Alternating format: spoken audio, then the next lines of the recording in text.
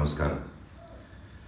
గత కొన్ని నెలలుగా అంటే డిసెంబర్ 8, 2024 నుంచి ఏం జరుగుతుందో మీరు అందరూ చూస్తున్నారు. మీ అందరికీ మై అపాలజీస్, నన్ను క్షమించండి. ఎందుకంటే ఈ ఒక్క సమస్య నేను ఎవరి కోసం అయితే పోరాడుతున్నానో మా స్టూడెంట్స్ కోసం అండ్ మా కాలేజీలో ఆపోజిట్లో ఉన్న పని చేసుకుంటూ ఉన్న ప్రజల కోసం అండ్ వ్యాపారాలు చేసుకుంటున్న ప్రతి ఒక్కరి కోసం. అండ్ నేను ఫస్ట్ నుంచి దాని మీద మాట్లాడుతుంటే అది తప్ప డైవర్షన్ చేస్తూ నా మీద అటాక్లు చేస్తూ నా కుటుంబ సభ్యులను లాగుతూ నన్ను ఒక మనిషిని ఎన్ని విధాలుగా ఇబ్బంది పెట్టాలో అన్ని విధాలుగా ఇబ్బంది పెట్టేస్తున్నారు. అండ్ భయపడతారు అనుకుంటున్నారేమో, అది జరగని పని, ఈ జన్మకి జరగదు. అది నేను తప్పు చేయలేదు. నా మీద నా భార్య మీద దాదాపు 32 కేసుల వరకు వేశారు. 32 కేసులు ఢిల్లీ నుంచి వాళ్ళ మనుషులతో, తిరుపతి నుంచి, హైదరాబాద్ నుంచి, ఎన్ని కోర్టులు ఉంటే అన్ని కోర్టుల నుంచి, ఎన్ని కలెక్టర్ ఆఫీసులు ఉంటే అన్ని కలెక్టర్ ఆఫీసుల నుంచి, అండ్ అన్ని బోగస్ కేసులే. అండ్ అన్నింటికి నాది ఒకటే రిప్లై, ఎందుకంటే నిజానికి ఒకే వర్షన్ ఉంటుంది, అబద్ధానికి అన్ని వర్షన్స్ ఉంటాయి. క్లుప్తంగా ఈ మధ్య జరిగింది. నేను ఫస్ట్ ఏం చెప్తున్నాను, వీళ్ళు బౌన్సర్స్ చేసుకొని మా వాళ్ళందరినీ కొడుతున్నారు, అక్కడ ఊరు వాళ్ళందరినీ కొడుతున్నారు, స్టూడెంట్స్ని కొడుతున్నారు అని నేను చెప్తూనే వస్తున్నాను. నేను అలా చెప్తుండగా నేను రాయచోటికి ఒక ఫంక్షన్కి వెళ్ళినప్పుడు ఆ ఫంక్షన్లో ఇక్కడ ఉన్న వాళ్ళందరూ వచ్చి ఒక వ్యక్తి రాకుండా ఇక్కడ వ్యాపారం చేసుకుంటుంటే ఆయన స్టోర్లో దూరి వస్తువులన్నీ ధ్వంసం చేసి కొట్టేసి అక్కడ ఉన్న స్టూడెంట్స్ని కొట్టి అద్దాలన్నీ పగలగొట్టి ఆ వీడియోస్ అన్నీ వచ్చాయి బయటికి. ఇంకా చాలా వీడియోస్ ఉన్నాయి. అన్నీ నేను చంద్రగిరి సిఐ గారికి ప్రతి ఒక్కరికి ట్రాన్స్ఫర్ చేయడం జరిగింది. ఓనర్ ఇంకా కనిపించలేదు, ఆయన ఏమయ్యాడు, ఎవరు దీంట్లో ఉన్నారో తెలియదు. కాకపోతే వచ్చి కంప్లైంట్, అది చూసిన వాళ్ళు వచ్చి కంప్లైంట్ ఇస్తున్నా కంప్లైంట్ తీసుకోలేని పరిస్థితి. కంప్లైంట్ రాసిస్తే కంప్లైంట్ బాగాలేదు, ఇది బాగాలేదు, సో ఇంకోటి రాసుకోరండి. ఒక 3 రోజుల తర్వాత కాదండి చెప్తున్నంత కంప్లైంట్ అంటే ఇంక 3 రోజులు అయిపోయింది కదా, ఇంకెందుకు అంటే ఇన్ని రోజులు నేను కొట్లాడుతున్నారని చెప్తూ పోరాటం జరిగే మధ్యలోనే ఇలా వచ్చి అటాక్ చేసుకుని ఎవడేం చేయలేరు ఇక్కడ అని ఒక మాబ్క్రసీ జరుగుతుంది. అండ్ నిన్న రాత్రి కూడా నాకు ఇంటెలిజెన్స్ నుంచి మా హాస్టల్లో ఉన్న సురేష్ అన్నకి ఆ వాయిస్ రికార్డింగ్ కూడా మీకు పంపిస్తాను. ఫోన్ చేసి నేను ఆనరబుల్ సీఎం గారి దగ్గర బందోబస్తులో ఉన్నాను, మనోజ్ గారు అక్కడికి వచ్చారా, ఎందుకు వచ్చారు, మీ హాస్టల్ దగ్గరికి వచ్చారా, ఎఫ్ఐ దగ్గర రెస్టారెంట్ దగ్గరికి వచ్చారా, ఏదైనా ప్రోగ్రామ్ చేశారా. నేను ఆ సార్కి చెప్పాను, సార్ ఇఫ్ ఎనీథింగ్ నన్ను అడగండి. నేను ఆ సార్తో ముందు కూడా మాట్లాడాను, మీరు వాళ్ళని ఇబ్బంది పెట్టకండి, ఎనీథింగ్ ఎనీ టైం నాకు ఫోన్ చేయండి అన్నాను.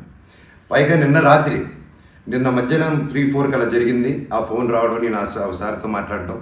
మళ్ళీ నిన్న రాత్రి నేను ఇక్కడ తెలిసిన వాళ్ళ రిసార్ట్లో ఉంటే, ఇప్పుడు దాదాపు ఒక 15-20 ఇళ్ళు ఉంటాయి ఇక్కడ. వాటి మధ్యలో అన్నీ దాటుకుంటూ సైరన్ వేసుకుంటూ 10:30కి వచ్చి నేను నా నెక్స్ట్ ఫిల్మ్ డైరెక్టరు నా సిబ్బంది అందరూ కూర్చొని మేము అప్పుడే డిన్నర్ కూర్చొని తిందామని కూర్చున్నప్పుడు సరా వచ్చారు.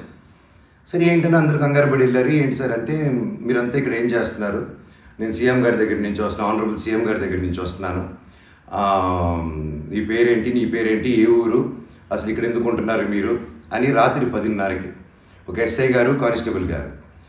అండ్ నేను వెంటనే దిగాను కిందకి. సార్ ఏంటి సార్ సీఎం గారు దగ్గర నుంచి వచ్చారని చెప్తున్నారు, what it we do mistake sir, ఒకసారి నాకు చెప్పండి ఎవరు అప్రోచ్ అయ్యారో, నేను వచ్చి కలుస్తాను సార్ అని చెప్పాను. లేదు సీఎం గారు లేదు, నేను బందోబస్తు ఫినిష్ చేసుకుని వచ్చాను అని చెప్పి ఆయన మాట మార్చారు. ఓకే సార్ అంటే మేము దాదాపు ఒక 10-15 మంది ఉన్నామండి ఇక్కడ రిసార్ట్లో, ఒక 3 ఇళ్ళు తీసుకుని ఉన్నాము. అండ్ అందరూ చూస్తున్నారు, అన్ని రికార్డింగ్స్ అన్నీ చేస్తున్నాం మేము జరిగిందంతా.